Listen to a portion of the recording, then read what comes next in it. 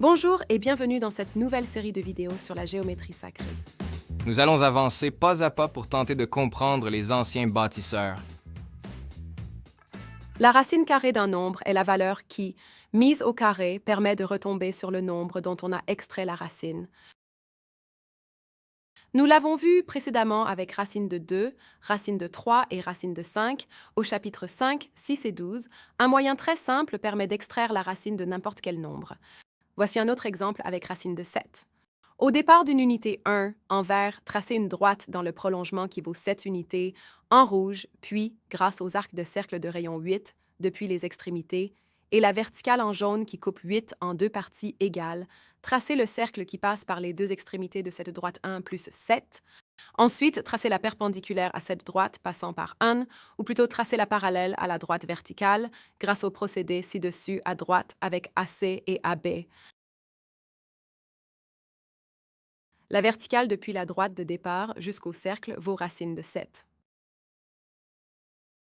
À droite, on peut constater qu'ici l'on travaille avec des racines de nombres partout, il est beaucoup plus facile de calculer le théorème de Pythagore puisqu'il suffit d'additionner les nombres dans les racines.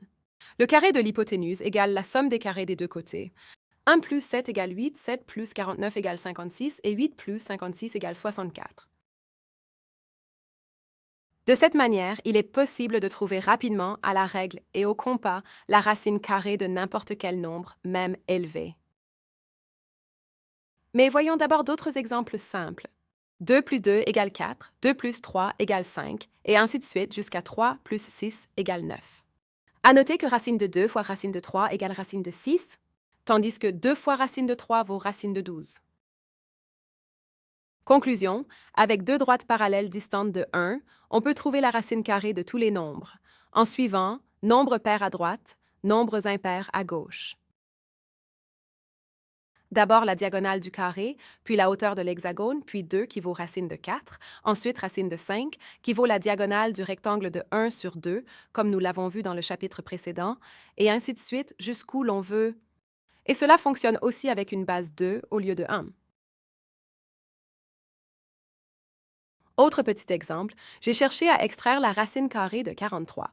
Je cherche le nombre carré le plus proche, 36, puis la différence, 43 moins 36 égale 7. Il suffit alors de tracer 6, puis racine de 7, à l'aide du triangle de côté racine de 3, racine de 4, donc 2, pour ensuite tracer l'hypoténuse, racine de 43.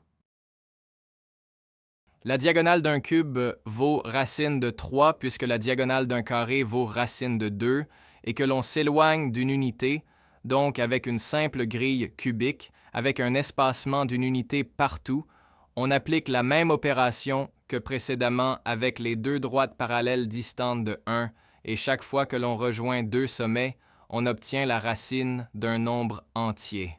Ils y sont tous sauf bizarrement racine de 7, racine de 15, racine de 23, racine de 31, donc à chaque fois plus 8.